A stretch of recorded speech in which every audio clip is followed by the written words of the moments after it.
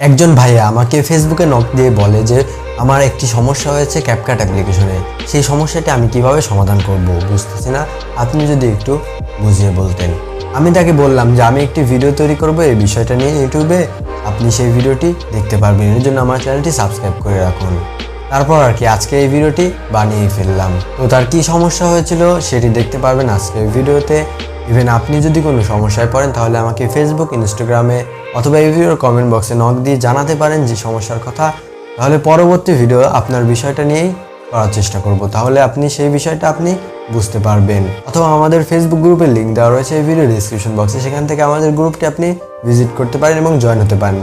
সেখানে আমি আপনার প্রশ্নের উত্তর দিয়ে দেবো। তো এরকমভাবে কোনো ইউটিউবারই আপনার সমস্যার সমাধান অথবা আপনার কমেন্ট বক্সের রিপ্লাই দিবে না এরকমভাবে, যেমনটা আমি আজকে করছি। অবশ্যই সেজন্য আমার চ্যানেলটি সাবস্ক্রাইব করে রাখুন। পরবর্তীতে আপনি যদি কোনো সমস্যায় পড়েন তাহলে আমাকে বলবেন, সেটা আমি সলভ করে দিব।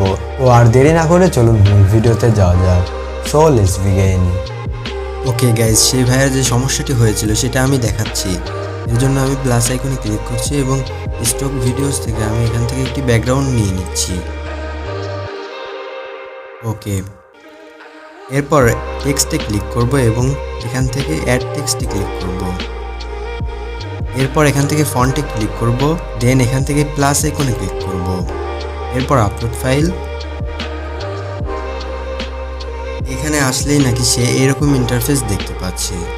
তো এরকম ইন্টারফেস কেন দেখতে পাচ্ছে, এই সমস্যাটি কেন হচ্ছে আমি সেটা একটু পরে বলছি। আর এখন মূলত আপনাকে বাংলা ফন্ট ডাউনলোড করতে হবে এবং সেটি এক্সট্রাক্ট করতে হবে। এটি কিভাবে করবেন এই ভিডিও ডেসক্রিপশন বক্সে একটি ভিডিওর লিঙ্ক দেওয়া রয়েছে, সেই ভিডিওটি দেখে আপনি এই কাজটি করে নিতে পারবেন। এরপর আপনি যদি এরকম ইন্টারফেস দেখতে পান তাহলে আপনাকে 3 লাইনে ক্লিক করতে হবে এখান থেকে। এরপর এখান থেকে দেখতে পারবেন রিসেন্ট লেখা রয়েছে। এখানে মূলত আপনি ডাউনলোড দেখতে পারবেন এবং এখানে আপনার মোবাইলের নাম লেখা থাকবে, যেমন আমারটা Oppo F17। আমি এখানে ক্লিক করছি। এখানে মূলত আপনার মোবাইলের সমস্ত ফাইল শো করানো হবে। এখান থেকে আপনি যে ফন্টটি ডাউনলোড করে এক্সট্রাক্ট করেছিলেন সেই ফন্টটি আমরা নির্ধারণ করব।